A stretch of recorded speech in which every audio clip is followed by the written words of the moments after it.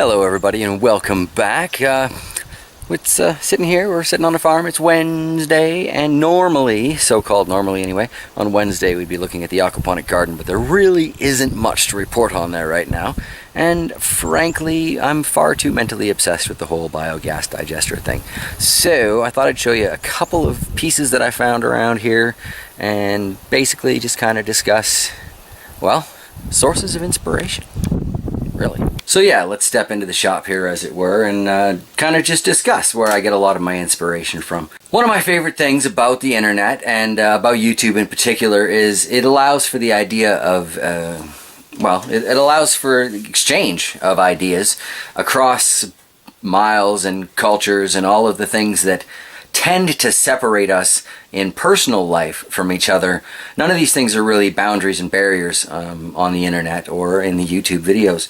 And because of that, great ideas get shared around the world, and as they bounce at each location, someone goes, well, you could use it to do this, and you could use it to do this or that or the other thing, or you could make it in this different way. And these ideas, I think, are improving at a rate probably not seen in human history, if not, or if it has been, it hasn't been seen in a really long time. But it's really impressive, and I really enjoy it. And one of the videos that I was watching in my search for information on biogas digesters was from a little group. I guess they had a Kickstarter at one point in time, or Indiegogo campaign or something, but they were kind of based out of Israel, and they were making little tiny biogas digesters to help people in third world situations. So they wanted this to be nice and cheap, and it needed to be effective, it needed to be worth people's time to have this thing in their home. And in those third world situations, they don't, let's see, it's another case of just bad lighting anywhere. It's just the way it is around here, I guess. Anyway, in those third world country situations, developing nations, whatever you want to call it, they don't necessarily have free access to power or cooking fuels or whatever. So something like a biogas generator or high-speed composter, which is the other aspect of this that I'm really looking forward to, they're really helpful. It can help them grow their foods with the waste from the machine, which is in fact high-quality fertilizer according to everything that I've seen and read so far. But yeah, they can also get the cooking fuel out of it, and they can clean up their immediate environment, because a lot of these families are fueling this thing with the animal feces from around their property anyway, which is already creating a health risk. So they're taking a health risk and they're turning it into a cooking fuel source and a good, clean, safe compost source to improve the quality of their vegetable gardens. So, I mean, this is a beautiful, brilliant thing. But anyway, the reason that I'm talking about these particular individuals and their goal is not necessarily to drive anybody towards them, but if you are so inclined, they are doing a campaign, last I heard of, for the second generation of this thing, which also looks super cool. Look it up, though, as a home biogas. Check it out. You'll find it on your own. The internet's a fascinating place. But anyway, one thing that's kind of essential with making these systems work quickly is basically to expose as much of the surface area of what you're putting in there as possible. So a lot of people here in North America and Europe and such places, where power is everywhere, and we're very free with it and irresponsible. But anyway, a lot of people are using sink generators. I guess they're called incinerators now, or garburators is what I grew up with these things called, garburators. Sink disposal units, there's a million names for them, but whatever. It's something that goes in the bottom of the drain of your sink, chops the crap out of your food, and sends it into the sewer. Except in these scenarios, it's being sent into the biodigester so it can, digest faster. And that's super cool. But I was trying to figure out how to get around that, and the idea came from these guys trying to help third world nations and impoverished homes. What they did was, where we would put a garburator in, they put something that looked to me an awful lot like a meat grinder in, and everybody just sticks their scraps in there, they grind it up that way, it goes in there, you zero electricity. It's like the no power aquaponics. I mean, you have to do yourself what you're not expecting what you're no longer expecting electricity to do for you, right? So I mean, there's power in it, there's personal power, but it's also kind of empowering. So I mean, you get that back too, right? It's a win-win situation. But anyway, so looking around the shop, because you may have noticed, it's been a little more apparent in a couple of videos. I'm in it now, for example. Currently standing in a space that wasn't even available 2 weeks ago, because we hadn't bothered to clean this place since we moved in. But in cleaning this place, to get to where I am now, I found some fascinating things, up to and including a broken pail with 2 meat grinders in it. This one here, which seems to be fully functional, and I have no intention of taking it apart, because if it ain't broke, it ain't parts yet. But in the bottom of that same pail were all of the pieces I needed to put this one back together. I have talked to Shocks because it came from some of her dad's estate stuff, and obviously, you know, I don't want to step on any toes. But because it was in parts and we have the other one intact, I'm allowed to use this one.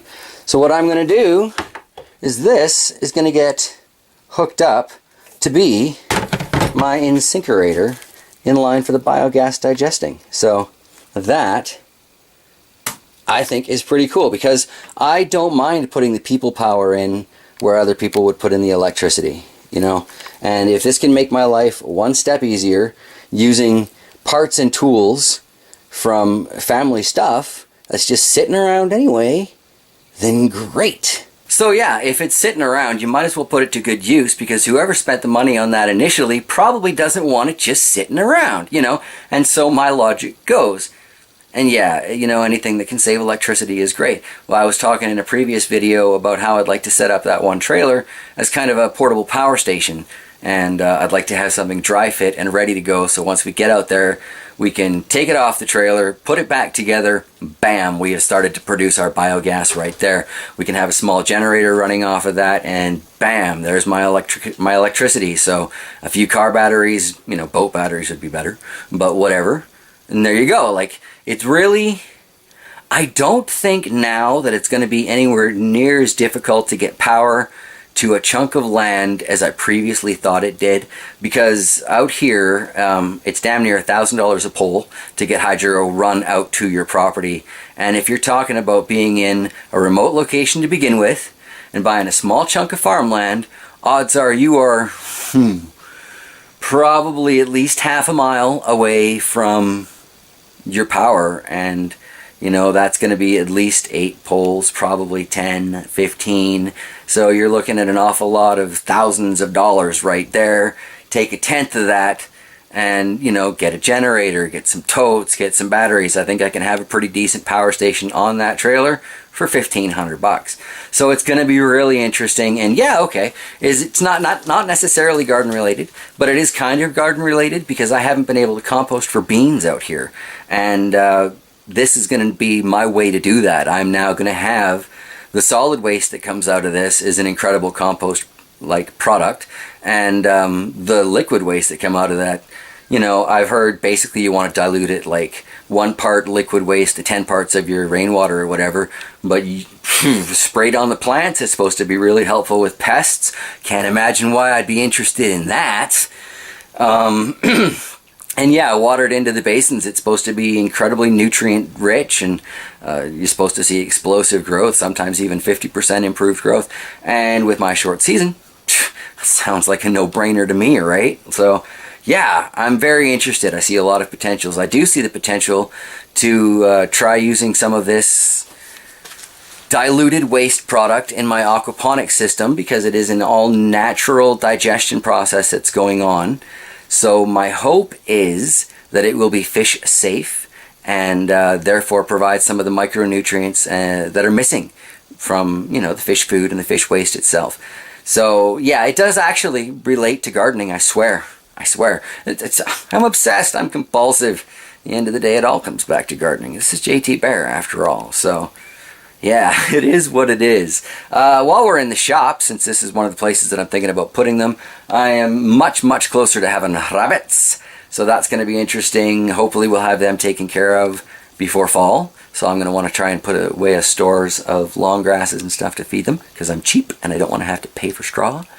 But yeah, things are getting interesting. This biogas thing is fascinating, and you know, for those of you who aren't interested, I apologize, because I am a little obsessive compulsive when my brain takes to learning a new subject.